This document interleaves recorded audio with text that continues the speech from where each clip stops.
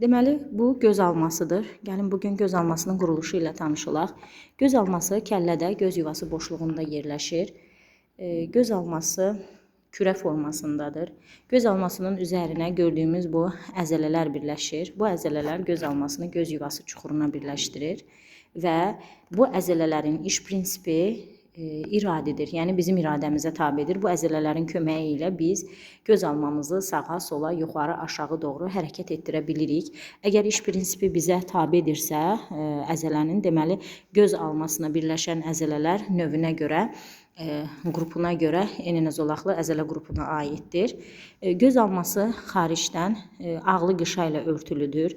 Ağlı qışa göz almasını mexaniki və kimyəvi zədələrdən qoruyur və ona öz quruluşunu qazandırır, formasını qazandırır. Göz almasında olan ağlı qışa, baxın, ön tərəfdən gəlib, şəffaflaşıb və bir qədər qabarıqlaşıb, çevrilib olub buynuz qışa. Yəni, buynuz qışa göz almasının ön tərəfində yerləşir. Buynuz qışa ağlı qışanın öndən davamıdır, qabarıqdır, şəffafdır. Ona görə şəffafdır ki, işıq şüası bu buynuz qışaya dəyib içəriyə doğru keçir. Yəni, buynuz qışa ağlı qışanın bir törəməsidir. Ağlı qışanın alt tərəfində isə yerləşir damarlı qışa. Damarlı qışa gözü qidalandırır, ona oksigen və qida maddələrini gətirir. İndi gəlin növbəti qışalara baxaq.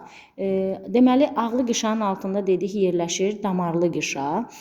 Damarlı qışanın öndən davamı isə adlanır quzehli qışa. Baxın, bu buynuz qışadır. Buynuz qışa ağlı qışanın öndən davamıdır, qabarıqdır, şəffafdır.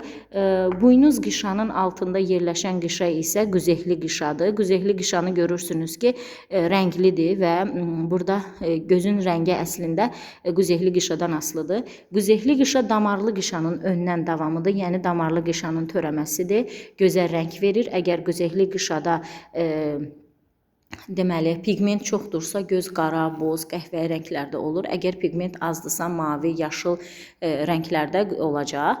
Quzehli qışanın düz orta hissəsində isə bir dəlik, bəbək yerləşir. Bəbəyin arxa tərəfində isə iki tərəfi qabarıq olan billur yerləşir. Billur da şəffafdır və gördüyümüz kimi billurun da iki tərəfi də qabarıqdır və billur gözün optik hissəsinə aiddir. Buradan sizə bir məlumat da verim ki, bu həm bəbəyə, baxın, ortada olan dəlik olan bəbəyə əzələlər birləşir, həm də arxa tərəfdəki billura da əzələlər birləşir. Bəbəyə birləşən əzələlər bəbəyi daraldır və genişləndirir. Çox güclü işıq olsa, bu zaman bəbəyin əzələləri bəbəyin daralmasını təmin edir. Çox zəif işıq olsa ətraf mühitdə bəbəyin əzələləri onun genəlməsini təmin edir. Arxadakı billura da əzələlər birləşir. Bu əzələlər də billurun fokusunu dəyişdirir. O uzağa fokuslanır və ya yaxına fokuslanır ki, görüntü alınsın. Həm billura birləşən, həm də bəbəyə birləşən əzələlər saya əzələlərdir. Yəni, onların iş prinsipi bizdən asılı deyil. Billurun da düz arxa tərəfində bir boşluq var. Bu boşluğun içərisini isə şüşəyə bənzər cisim doldurur. Şüşəyə bənzər cisim də həlməşikdir, belə deyək, şəffafdır və gözün daxili hissəsində olan boşluğun içini doldurur. Ən içəridəki bizim qışa isə, gözdəki qışa isə torlu qışadır. Torlu qışada isə reseptorlar var. Yəni, görmə analizatorunun periferik hissəsi, yəni onun birinci hissəsi, reseptorlar olan hissəsi torlu qışadır. Torlu qışanın elə bir nöqtəsi var ki, orada kolbacıqlar və çöpçüklər çoxdur.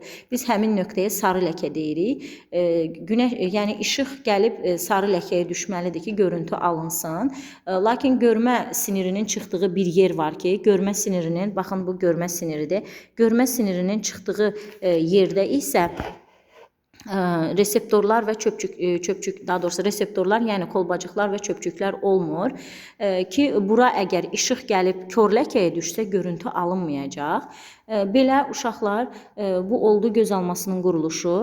Bu arada onu da deyim, çöpçüklər gecə vaxtı görməni bizə təmin edir, alatoran vaxtı, yəni alatoran işıqdan qıcıqlanırlar. Gündüz görməni isə bizə kolbacıqlar təmin edir.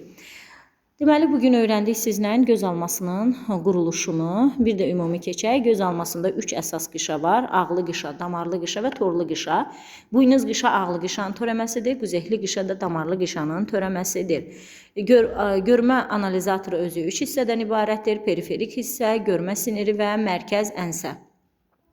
Periferik hissə deməli göz almasında torlu qışada, sarı ləkədə yerləşir və onun periferik hissədən, yəni torlu qışadan məlumat götürülür. Görmə siniri ilə baş beyin yarımkürələr qabığının ənsə payına aparılır.